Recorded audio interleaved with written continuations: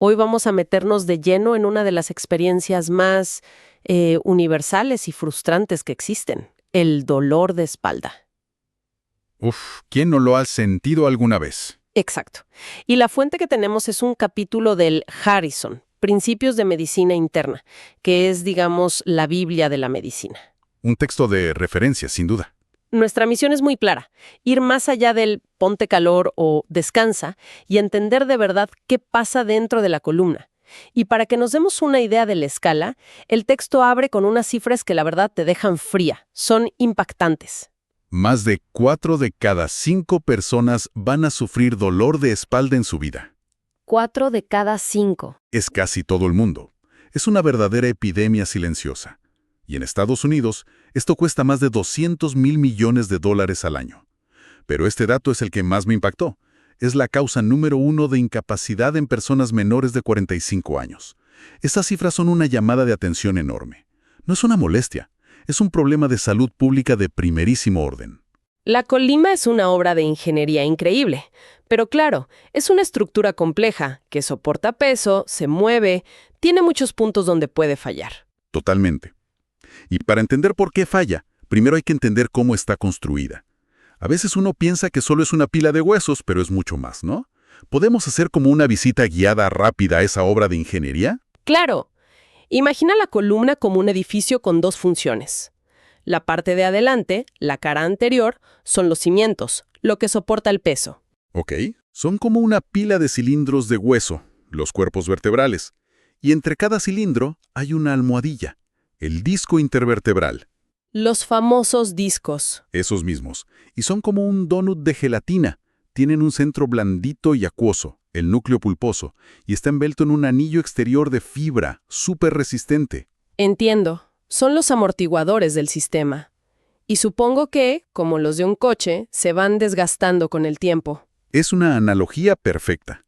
Con la edad, ese centro gelatinoso pierde agua, se deshidrata, y el disco pierde altura. Es un proceso natural. ¿Y la parte de atrás? Si la de adelante son los cimientos, la de atrás es la maquinaria de precisión. Son arcos, palancas y poleas de hueso donde se enganchan los músculos para guiar el movimiento. Y todo esto no es recto, tiene unas curvas naturales. La lordosis y... La lordosis, que es la curva hacia adentro en el cuello y la zona lumbar, y la cifosis, la curva hacia afuera en la espalda alta, son clave para absorber los impactos. Vale, la arquitectura está clarísima. Ahora, cuando algo duele ahí dentro, ¿qué es exactamente lo que duele? Porque no todos los dolores son iguales. A veces es sordo, a veces quema, a veces es una descarga. Totalmente. Y el texto hace unas distinciones que son fundamentales. Entenderlas es el primer paso del diagnóstico. El más simple es el dolor local. Te duele justo donde está el problema. Ok, esto es intuitivo. Luego está uno muy curioso, el dolor irradiado desde órganos. Aquí la espalda es una víctima inocente. El problema puede estar en el páncreas o en un riñón, pero tu cerebro lo siente en la espalda. Una pista clave es que el dolor no cambia si te mueves. O sea que te puedes estirar, cambiar de postura y el dolor sigue ahí, igual. Eso es una señal de alerta importante. Sí, te dice que la causa probablemente no es mecánica. Luego está el dolor referido de origen espinal, donde el problema sí está en la columna, pero se siente, por ejemplo, en el glúteo, sin que un nervio esté pinzado directamente. Y me falta el más famoso de todos. El dolor radicular, la radiculopatía, la ciática de toda la vida. Esa descarga eléctrica. Inconfundible, agudo, punzante, sigue un camino muy definido. Y el texto da un detalle que es crucial para identificarlo. A ver. Se agrava, pero de forma dramática, al toser, estornudar o hacer fuerza. Esas acciones aumentan de golpe la presión dentro del canal espinal, y si la raíz nerviosa está inflamada, es como si la apretaras. Dispara el dolor. Es un signo casi de libro. Eso aclara muchísimo los qué. Hablemos del cómo. Cuando alguien llega al consultorio, esto se convierte en un trabajo de detective, me imagino.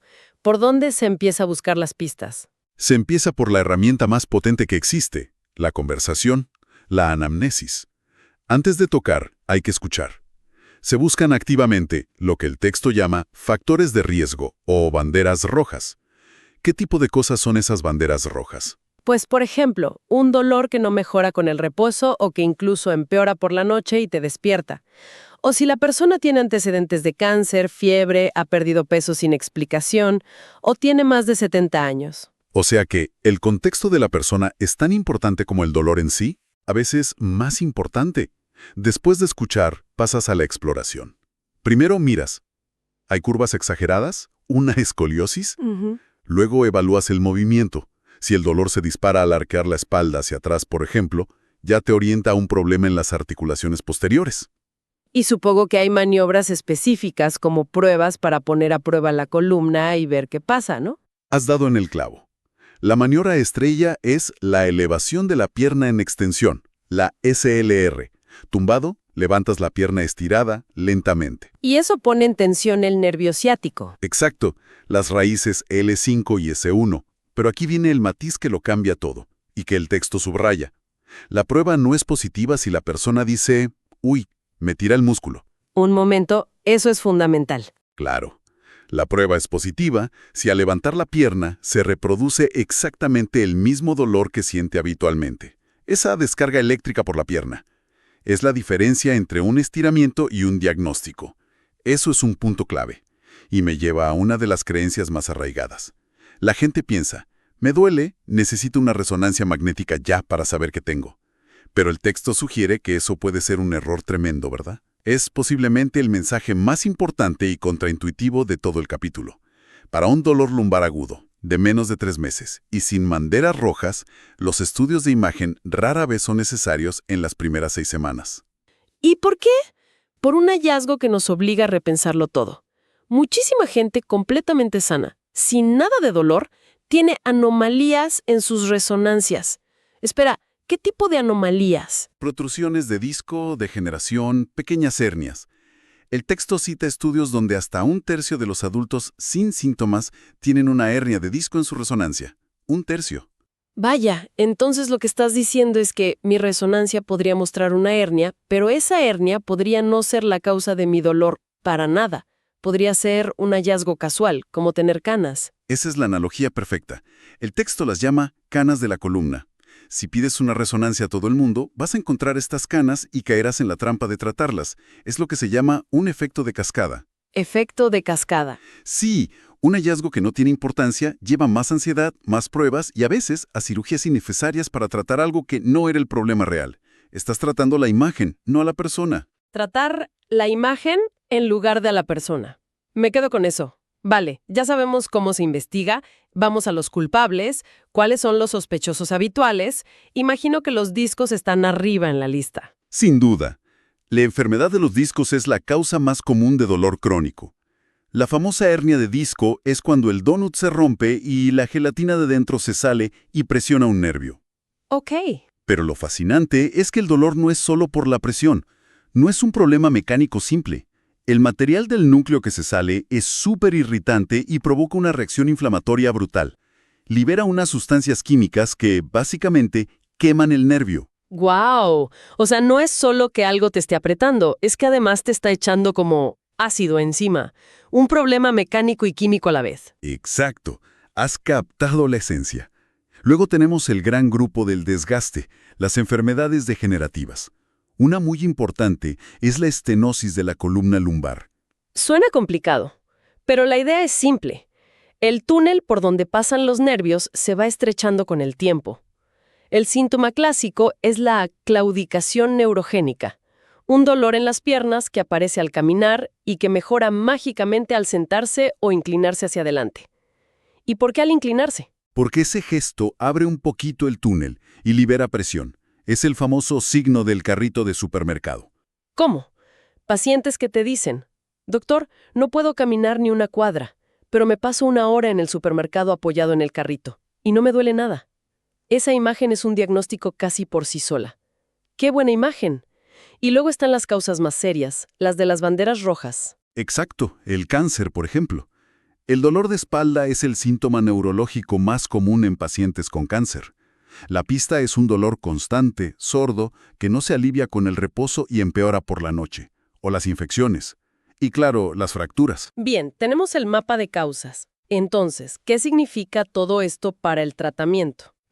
¿Sirve de algo el reposo absoluto en cama que nos recomendaban antes? Aquí es donde la ciencia ha dado un vuelco total. Para el dolor lumbar agudo, el más común, el pronóstico es excelente. Más del 85% se recupera por completo. Y la clave número 1 del tratamiento es no al reposo en cama prolongado. No. Pero si es lo que siempre se ha dicho. Es contraproducente. Debilita los músculos, empeora el ánimo y retrasa la recuperación. La recomendación es justo la contraria. Volver a la actividad normal lo antes posible. El movimiento es medicina. Movimiento como medicina, me encanta. ¿Y las pastillas? La primera línea es lo simple, paracetamol o antiinflamatorios. Los relajantes musculares pueden ayudar si hay mucho espasmo, pero con cuidado. Y los opioides, solo para dolor muy severo y por poquísimos días. De 3 a 7 idealmente. Entendido, para el dolor agudo. Que suele ser poco realista. El foco es mejorar la función. Que la persona pueda volver a vivir su vida. Y para eso hay 2 pilares. A ver. El primero, el ejercicio terapéutico. Un programa bien estructurado. El segundo, y el texto le da la misma importancia. ¿Qué es? La terapia cognitivo-conductual. La TCC. Un momento. ¿Terapia psicológica para un dolor de espalda? Eso a mucha gente le sonará que le están diciendo que todo está en su cabeza. Es una reacción común, pero es una interpretación errónea. El dolor crónico se perpetúa por un círculo vicioso de miedo a moverse, catastrofismo. La TCC no trata el dolor como si fuera imaginario. Trata las respuestas y los comportamientos que lo hacen crónico. La evidencia es tan sólida que es tan beneficiosa como el ejercicio. Fascinante. Y para el último escenario, la ciática por hernia de disco. Ahí sí que la cirugía es la reina. Pues tampoco necesariamente. El pronóstico aquí también es sorprendentemente bueno sin operar. La mayoría mejora en semanas o meses. Hay estudios que demuestran que, con el tiempo, hasta 2/3 de las hernias se reabsorben solas. El cuerpo las limpia. ¿En serio? Sí. La cirugía es una opción si el dolor es insoportable y no mejora tras 6 u 8 semanas. Lo que ofrece la cirugía es un alivio más rápido. Pero los estudios a 1 o 2 años muestran que los resultados suelen ser muy similares entre los que se operaron y los que no. Espera, eso es contraintuitivo. Si la cirugía alivia más rápido y a largo plazo es igual, ¿por qué no operar siempre y quitarse el problema de encima? Esa es la pregunta del millón. El tema es que toda cirugía tiene riesgos. Infección, daño a un nervio, cicatrices. El tratamiento conservador no los tiene. Por eso la decisión es muy personal. Es una conversación sobre cuánto estás dispuesto a esperar versus qué nivel de riesgo quieres asumir por un alivio más rápido. Increíblemente claro. Si tuviera que resumir las grandes ideas que me llevo serían estas. Primero, el dolor agudo es súper común, pero casi siempre se cura solo. Segundo, el movimiento es tu mejor amigo, la cama tu enemiga. Tercero, una resonancia no es una bola de cristal. Sus hallazgos pueden ser canas sin importancia. Hay que tratar a la persona, no a la imagen. Y cuarto, para el dolor crónico, las estrategias activas como el ejercicio y la terapia mental le ganan por goleada a los enfoques pasivos. Has destilado la esencia perfectamente. Y para cerrar, me gustaría lanzar una última reflexión que inspira el propio texto. Nos dice que el dolor de espalda es la principal causa de años vividos con discapacidad en el mundo. Y esta carga, lejos de bajar, ha aumentado. A pesar de que hacemos más cirugías, recetamos más opioides y pedimos más resonancias que nunca. Es una paradoja. Totalmente. Y el texto también insiste en que factores como la depresión o el estrés están muy ligados a que el dolor se vuelva crónico. Todo esto plantea una pregunta provocadora. ¿Y si una parte importante de la solución no está en la siguiente técnica quirúrgica o en el fármaco más potente, sino en examinar cómo vivimos, cómo gestionamos el estrés y cómo cuidamos nuestro bienestar integral?